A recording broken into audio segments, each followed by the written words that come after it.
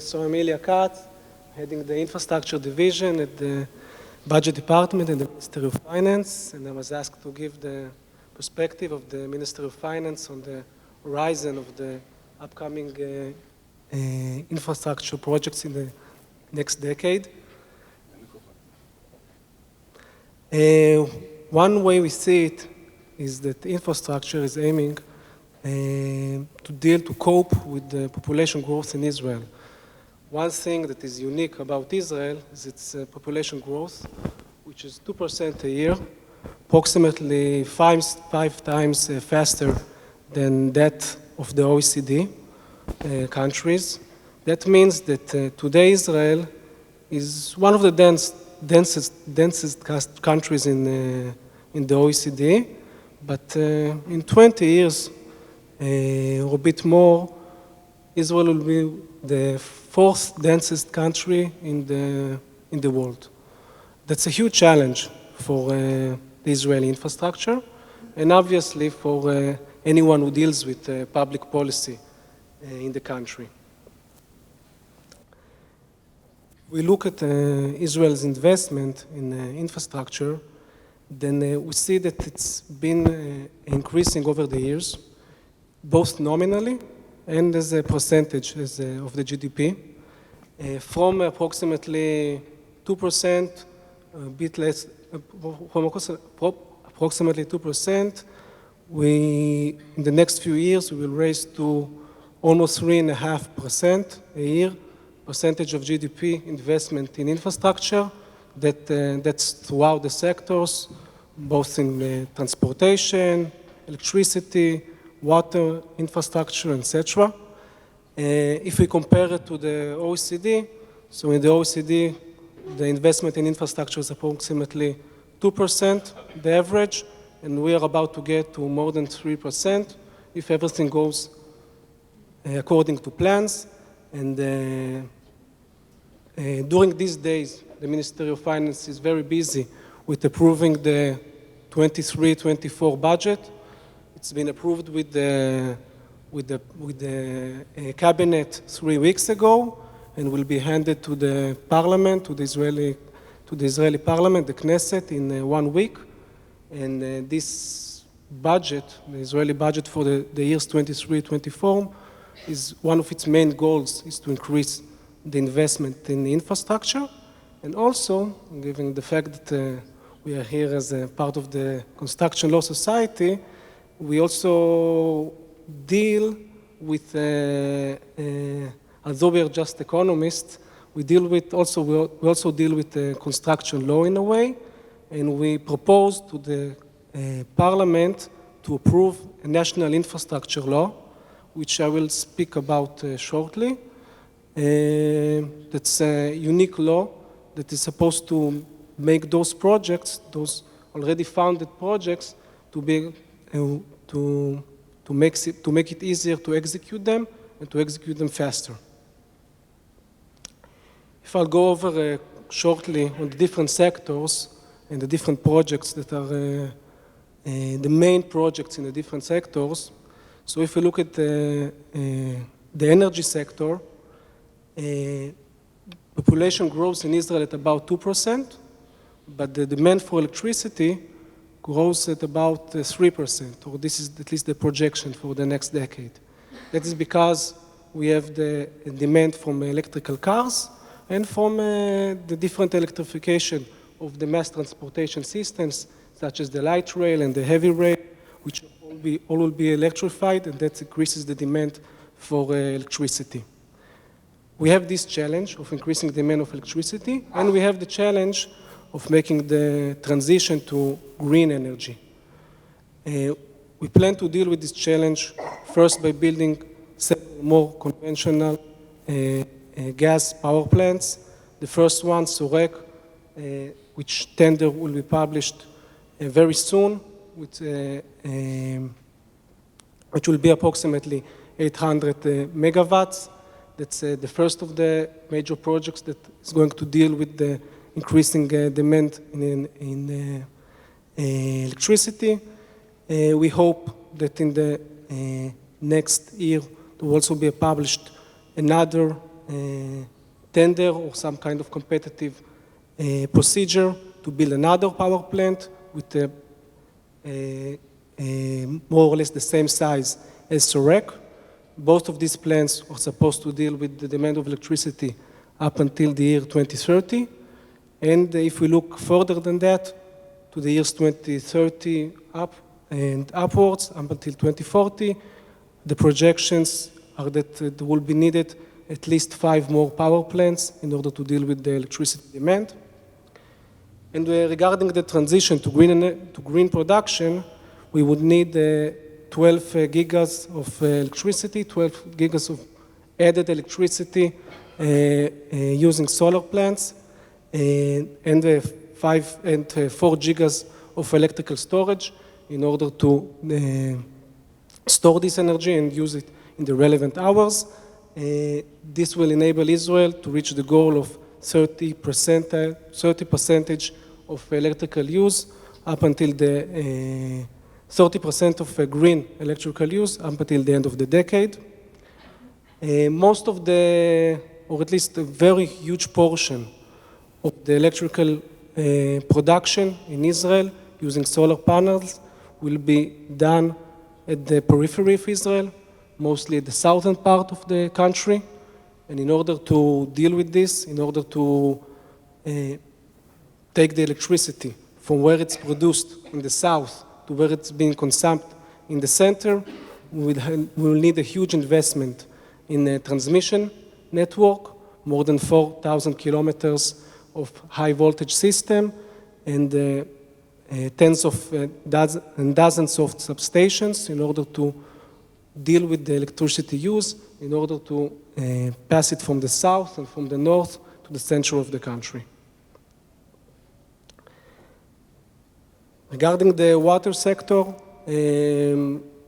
Israel is a leading country in providing water treatment and desalination. We currently have approximately 1/3 of our water and 2/3 of our drinking water being produced by desalination plants. The Western Galilee desalination plant is under construction. After a bidder was chosen not long ago. Ashkelon desalination plant is the first large desalination plant in the country.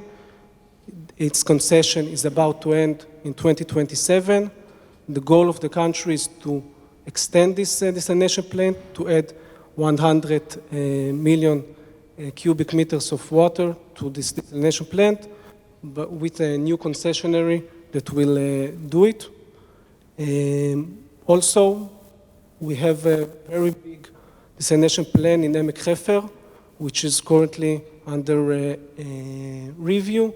It has begun a statutory plan, and this is a special plan because it's part of agreement that is being currently done with the Kingdom of Jordan, where this desalination plan, it's called the Blue Prosperity Program, and this desalination plan is supposed to both use the demand for Israeli and for the Jordanian population. Half of it supposed to be for Israel, and half of it supposed to go to Jordan. In addition to different desalination plants, Israel is also a leading country in water treatment plants, with 90% of the wastewater being reused in different plants. We expect the population growth will need additional increase in the amount of different plants that will be built across the country, and they will support the increase also in agricultural demand. Those wastewater treatment plants are used for irrigation, and we expect a few billion shekels investment in those plants also in the next decade. If we go to transportation, overall, we have 46 billion shekels investment in trains, in railroads over the upcoming decade. The most significant projects here are the electrification of the railroad, almost a 5 billion shekels project, which is already under construction. The second is the fourth rail in Ayalon. The fourth rail in Ayalon will increase significantly the amount of rails that passes each hour in between the most bottleneck part of the network, and that is also a huge project. It will increase the amount of trains from 17 to 28 by the year that this project will end. The Eastern Rail, which is a rail that will be parallel to the rail that goes through the shore, and this rail will allow Israel to take some of its cargo trains and to take them east and to free space for residential, for transportation of passengers through the shoreline. Also, the largest plan within the development of the Israeli rail is the coastal railway, where we double the rails through the shoreline, and also increase significantly the amount of rails that can go from Haifa to Tel Aviv. And another very large project is the extension of the line from the entrance to Jerusalem to the center of Jerusalem, to the area of the old Turkish railway. It's also almost a 5 billion shekel project, which includes a tunnel.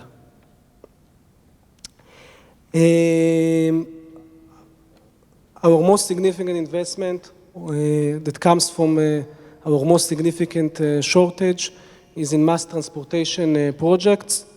The Gush Dan light rail includes 3 lines with 50 billion shekels investment in them. The first one of them will hopefully be operational by May this year, and the two after the two that will follow it, some of you know better than me when will they be operational, but we hope that somewhere towards the 27, 28. The Jerusalem light rail, which is currently the most developed rail network, is currently under construction, the JNet part, and we hope there will be a winner in the tender that is currently being held for the blue line in the next coming months. Months. Not 1 month, few months. The Haifa light rail, the first intercity light rail that goes to almost 100 kilometers per hour. And that is also a project that is currently under tender. And of course, there are also BRT projects in the Haifa region, which are being developed, one after another.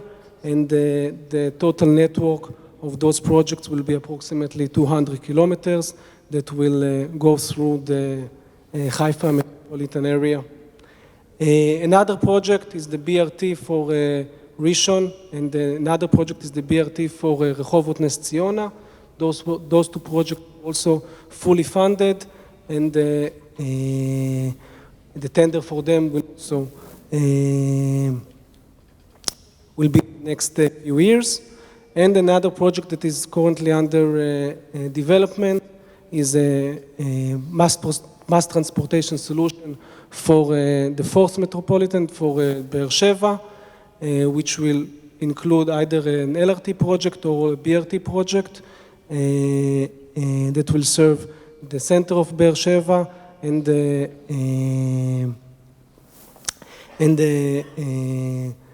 Kiryat Modi'in, the military project that goes south, and the soldiers that will use it.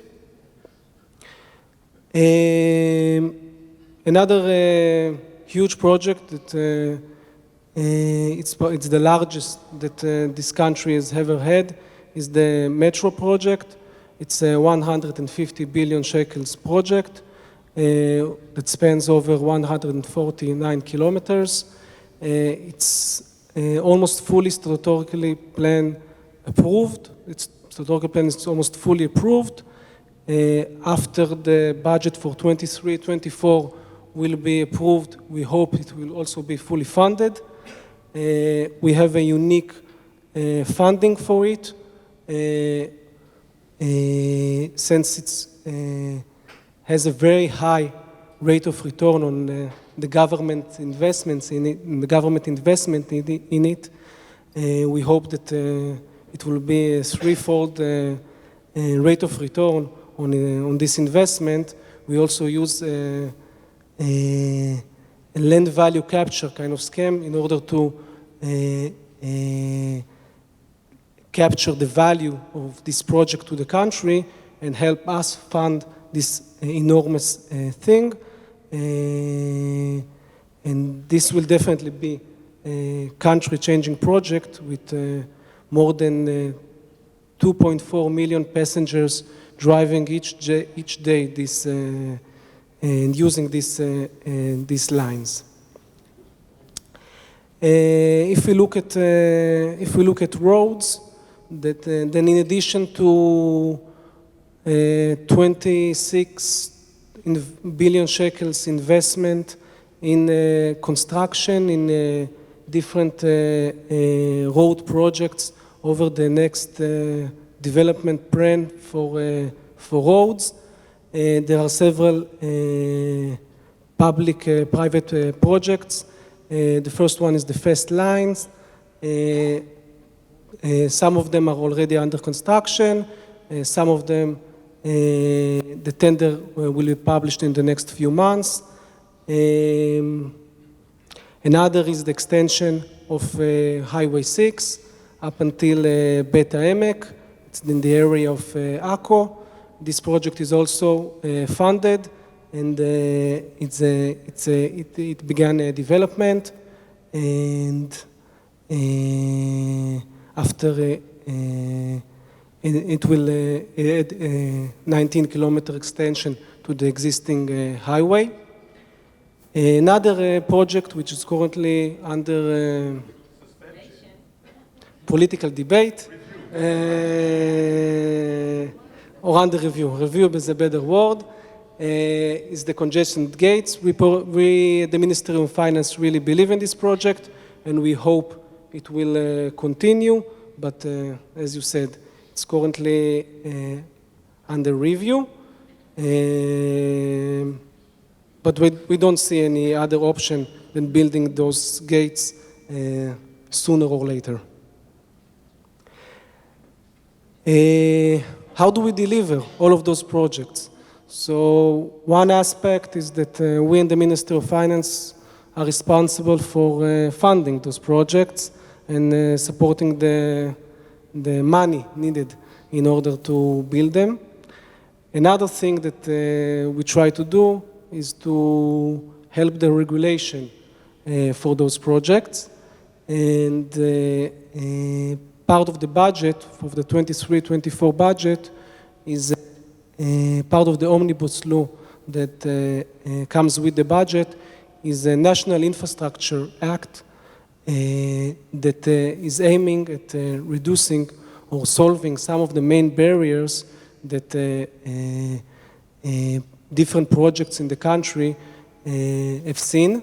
And we learned from different projects that were stuck throughout the years, and we tried to look at what will be the main challenges in the upcoming years and try to solve the regulation needed for those projects in advance. The first thing that the National Infrastructure Law does is to prioritize. what we do is we allow the government to choose 10 projects each year, 10 mega projects with national importance. And those projects, those 10 projects will get like a green track with all the different regulators within the country, and in order for them to get their permissions and their approvals in a faster way. The law specifies an SLA, service level, from the different regulators for those projects, in order for the different regulators to know that those projects need to be dealt with first.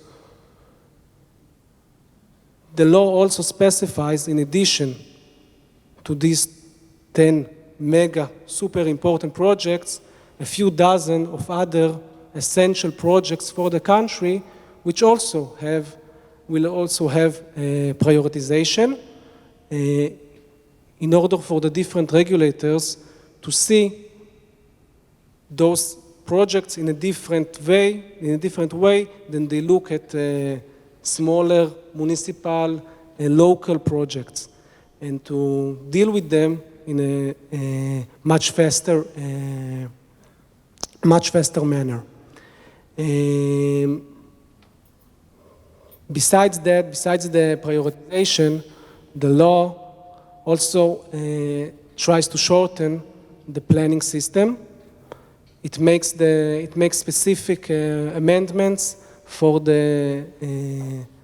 approving a transmissions line throughout the country in a much faster way, in order to make the 4,000 kilometers challenge possible. And also it makes other specific easing in the different procedures that deal with the licensing of projects with all different regulators that are needed in order to approve the projects. It spans throughout the Israeli Antiques Authority or the forest officer and all sorts of different regulators that need to improve the projects, and tries to make different amendments that will help the companies that need to build those projects work in a faster, more efficient way. It also creates for the first time a regulatory framework for utility coordination. Utility coordination is one of the largest challenges in building projects in a dense urban environment. And as I mentioned in the beginning, we are going to a very dense country, and that is a huge challenge for Israel. Currently, the information regarding the place, the location of the different utilities is not known to some of the utility companies. They don't know, or they don't take the responsibility for letting other companies know where their utilities is located. In this law, we obligate the different utility companies to have the data regarding where their utilities are located, and also to pass this data to other utility companies in order for this data to be available for the different companies, in order for them to use it and save both time and money in each time locating the different utilities. The law also limits veto rights of different agents that approve projects. I mentioned earlier the Israeli Antiques Authority, that is one veto right player, but another veto right player are the municipalities, giving permits for operation, a license before we operate projects. We